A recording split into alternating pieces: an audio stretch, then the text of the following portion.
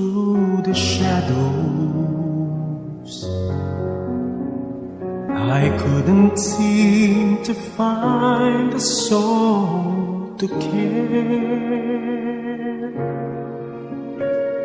and in my darkest hour you touched me with your power, and when I looked, your light was everywhere. The light of a million mornings filled my heart. The sound of a million angels sang my song. The warmth of a love so tender touched my life, and suddenly the light of a million mornings dawned in me.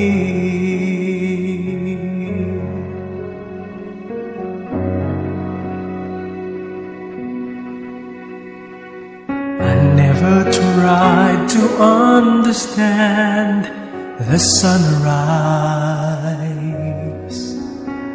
I only know it takes away the dark.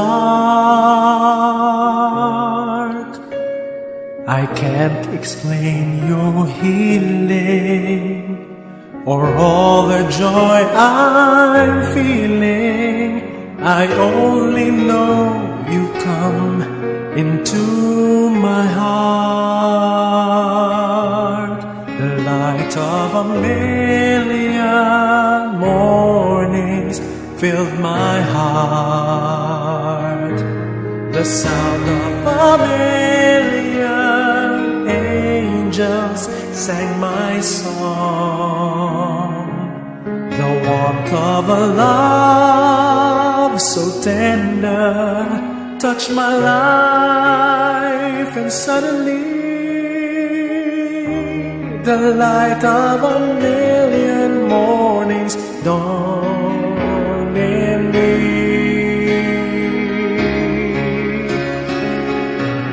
And now that your glory has come shining through, let my light be a candle, Lord, that shines for you, shines for you.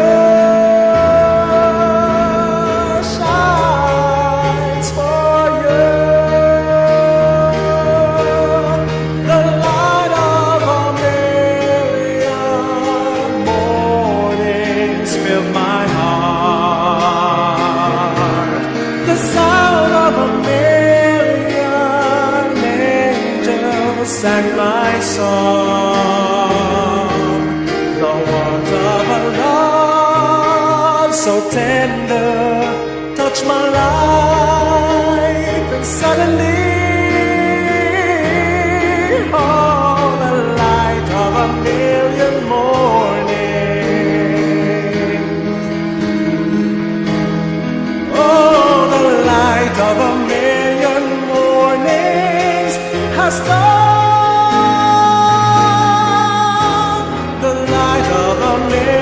Mornings has dawned in me.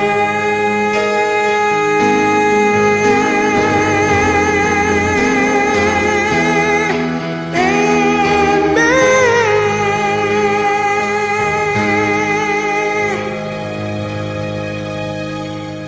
Sinigagabi, maghiwat kami sa isa ka programa St. Peter Tribute. Ini siya paghatag respeto kay Tay Manuel, kagamuman paghatag pasilulog sa iya. Tungod na kay balok kita kang siya nagakabuhi may madamo nga mga maayong nga butang ginpang-impart sa iya nga mga kabataan. So that's why nga kabagay lang nga magahiwat kita sa isa ka special na programa para sa iya. Commemorating the life of the deceased ang iyang mga kabataan, no? Kanday Ma'am Perla, si Tay Iking, Ma'am Susan, at si Ma'am Myrna, kakamuman si Sir Mamerto, no? Pagkatapos sina, may ara kita nga giving of flowers, no? May ara kami nga dala nga white roses. Isa-isa nila nga i-offer sa ibabaw sa kasket ni Tay Manuel. And then, may ara sila nga last word nga gusto ipabati sa ilang tatay. Amo na ang time na pwede na mahimo. Pagkatapos sina, may ara kita nga candle lighting, no? Nagatubang sila nga nagauya sa kandila. Ina siya ang purpose naton nga sa siningation ang kandila, no, magaiwag sa atong nga pangunahuna nga dapat atong batunon nga atong makabuhi may katapusan. Liwat kami amay nga nagadamog sa imo tungod ikaw ang Dios ang among nakabuhi. Dios nga nagahatag sa amon sa kusog kagabastog nga padayon namong ginaangkon. Apang sa pihak sina amay yari kami sa panimalay ni Tay Manuel Pico nga kung sa diin sa nagtaliwan kang ikaw nakaibalos sang kasubo nga ginabatyag sang iya nga kabataan kag sa iya man nga mga kaparintihan.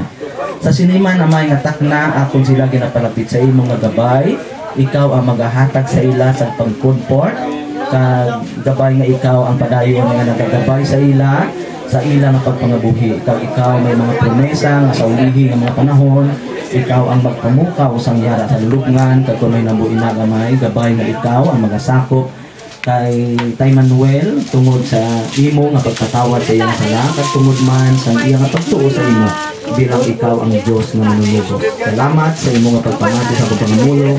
Pangalan sa mamubugtong anak nga si Jesus nga moamong personal nga maluluhan.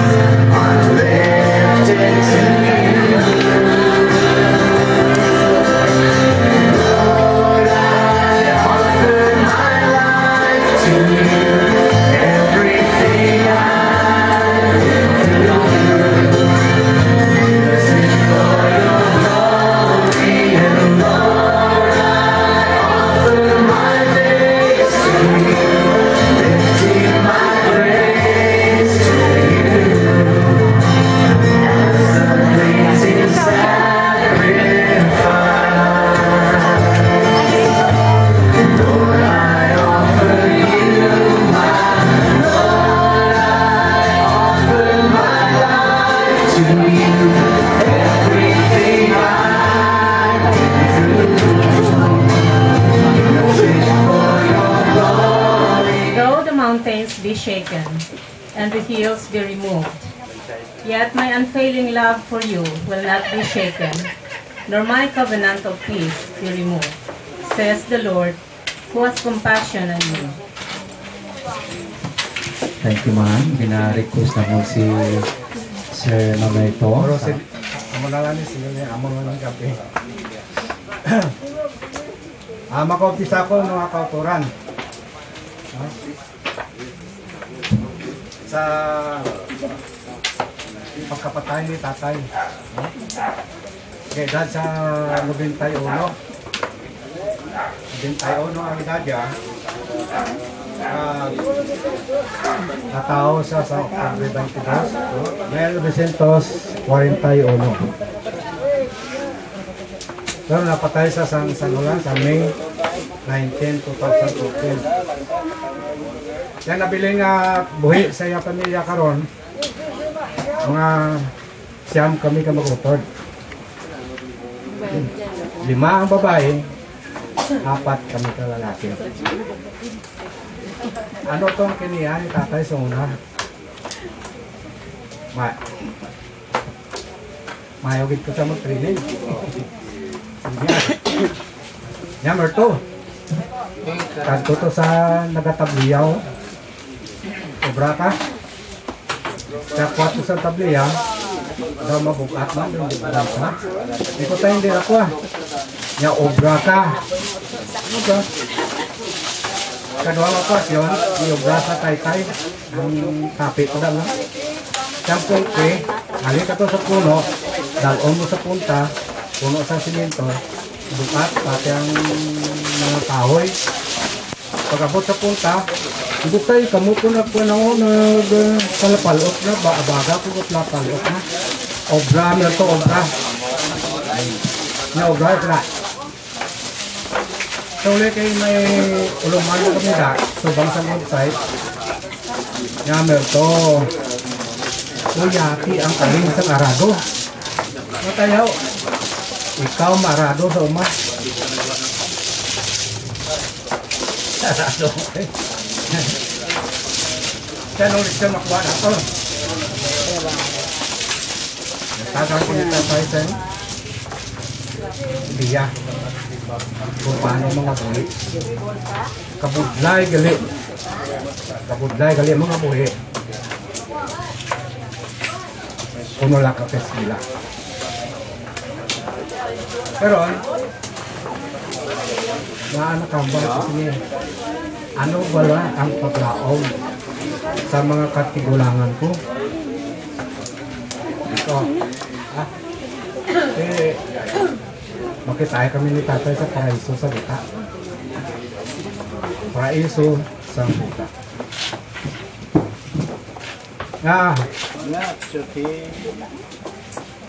Kaya kung aton kanong mga utod, no? Mga utod ka ano agyan namon diri.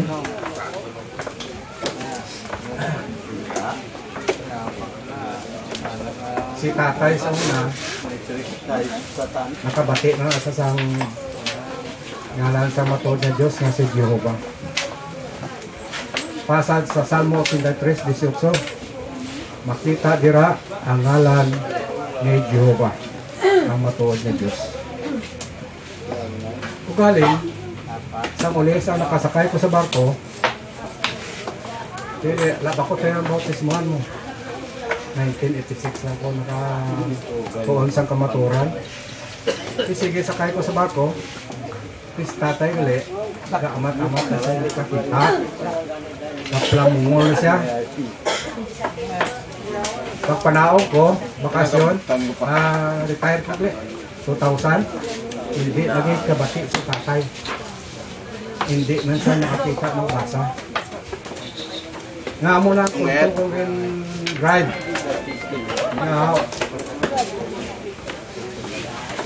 kay sa nasiling ko na nga magkita ay kami sa paraiso. Kay ano ang paglaong kapag nasiling sa Biblia para sa mga napatay nga wala sing balaan pati sa Diyos. Tatay tulak kabalo. Balaan nila malang ng Jehovah. Hindi mo tayo tergin na. Kaya anong paglaong? Nabayad kita ba? Ang paglaong suho sa in istorya ni Sosra nalansang na to na kriminal. Atong pagpapasad dili sa Lucas 23 42 sa 43, no?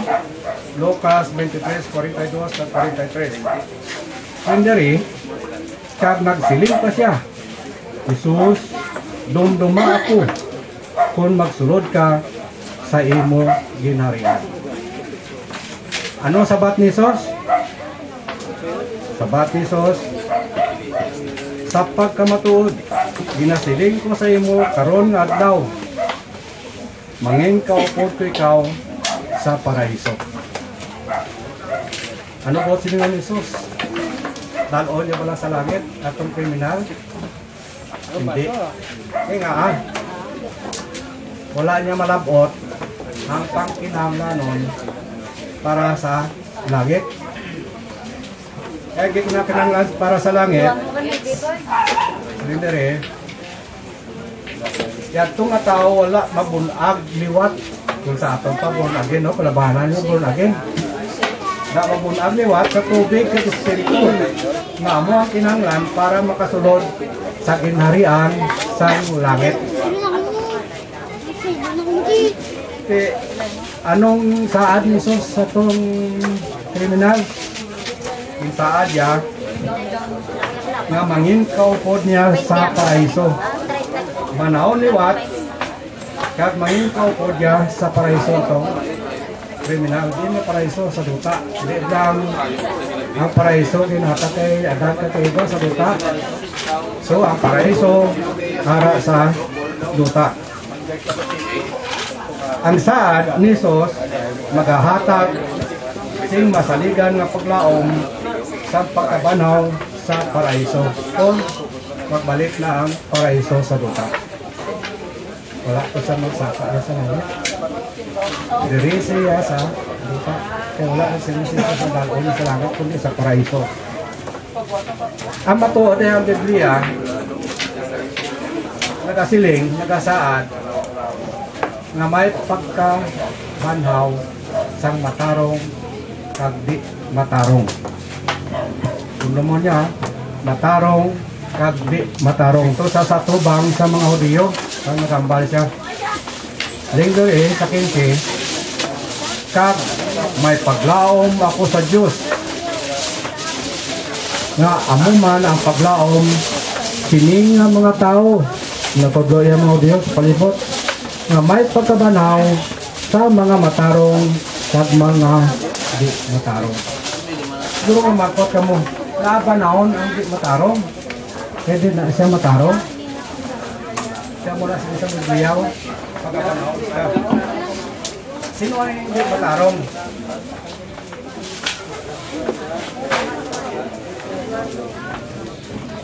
Ang di matarong, among wala na kahimo sing matarong nga mga tabaksan kang Diyos, bangod wala nila may baluan ang iya pabubuton. Wala ko sa sinabubuton.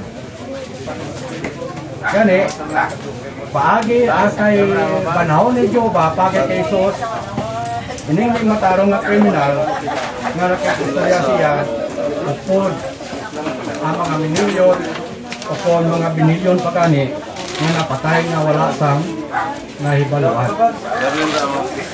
Panahon pa na sila. Pag-abot ito sa paraiso, dito sila tudluan. Pati sa pulong sa Diyos, at makahimo sa kabubuton sa Diyos. Pero nga, hindi makasasala ni siya. Makasasala niya. Tinabanaw pa siya. Roma 6:7. Kay siya nga napatay, nahilway na sa iya mga sala. So, kung di matarong naging banaw,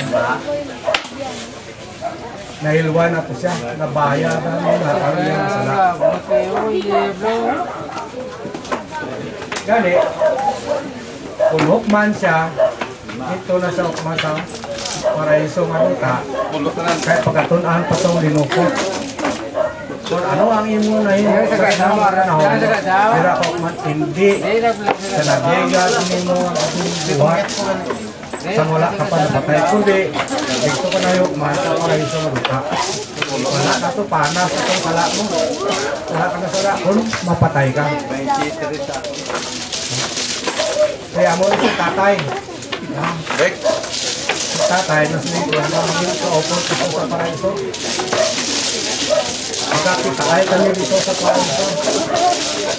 Kaya siya, pagkapanahon man, dito sa paraiso na duka. Isa pa balo na ito mga utod, mga kabyanan, na ang Diyos wala sa dinapasulabi. Wala si dinapasulabi ang Diyos. So makita natin, na mo na himpit o perfecto mo siya sa aton may gugmaon kag nagigugma sa pagkamatarong kag sa matarong nga Diyos. So ano sili ko? Baka kita ay pagkabing tatay sa paraiso pagkabanahon niya. Thank you. Bago sa napatay ng akon ko, nagkato pa kami sa birthday. Ang pagkakwento sa birthday, pagpunin namon doon, pansa sa lalakas kami sa kahon. Niya ay malapit na langgal isang balay. Kukuha niya dito may birthday. Sabi ko, tayo dalang kayo makuha lang kami pagkaon to para makakaon ka. Nang nagkuha ko sa sungkwan, ang nakaon niya man lang, niya na ang pagitin sila. Tapos niya, kundi ang cake, ang inom, kundi mo itong kinaon niya. kundi pagka-konto na dugay-dugay may ilanap, galit siya. Ito nga si Mirna kasi Susan, nakapalapit. Tigin si Bina, namon siya. Tapos yung pinainom ko yung paracetamol. Kasing gabi ito, may naman sa ilanat. At kasing aga, pinukaw ko dito makape. Nakape kag tinapay. Ito nagkaon man siya. Tapos natulog. Pagka-og ko, gisang ko sa manyaga. Tatlo ka hungit lang islinsa nga, hindi na ko. Niya tama niya na. Hindi niya ga, ito tubig. Gintagaan yung tubig. Tapos pinainom ko yung bulong niya sa ubo. By sulbon. Humigda siya. Nangulit ko na. Nung tikundo ka, kung ang siya ni tatay ka, lupyak-lupyak ka.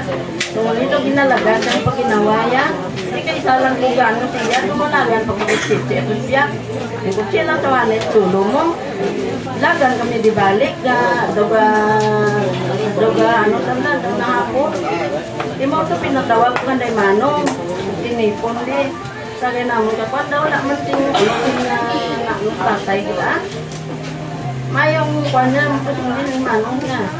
Huwag na niya sa tatay. Ay kuha mo na mo, dawla lang siya may gimbat siya.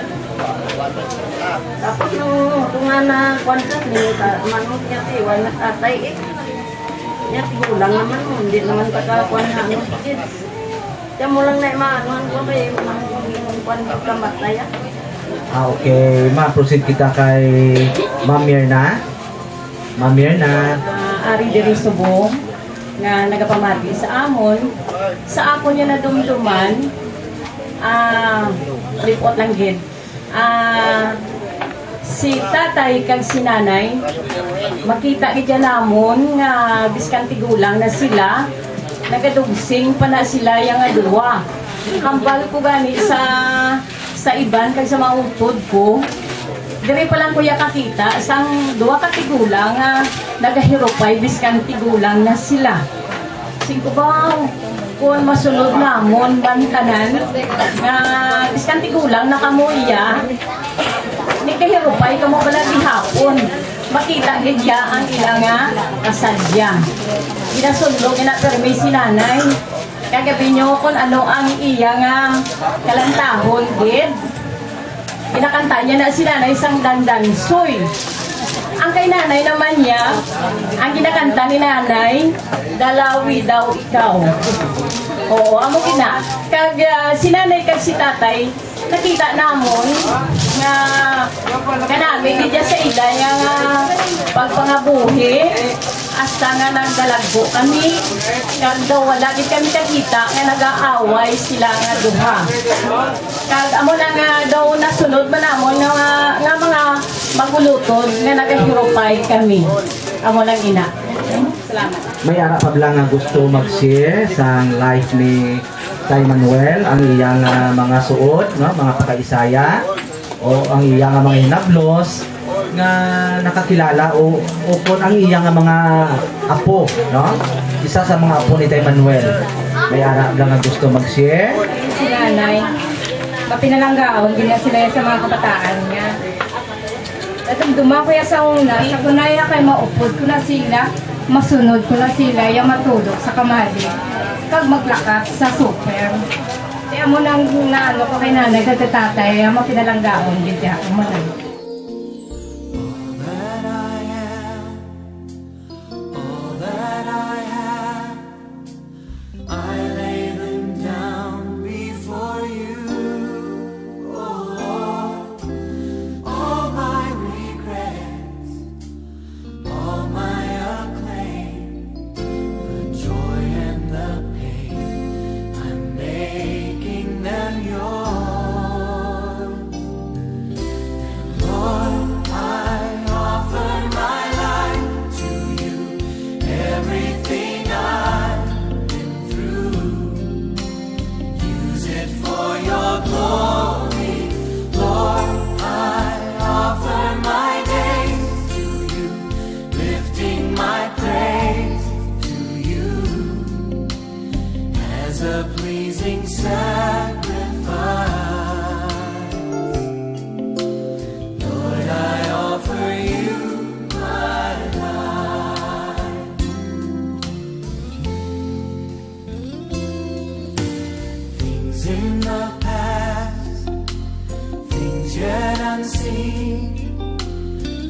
wishes and dreams that are yet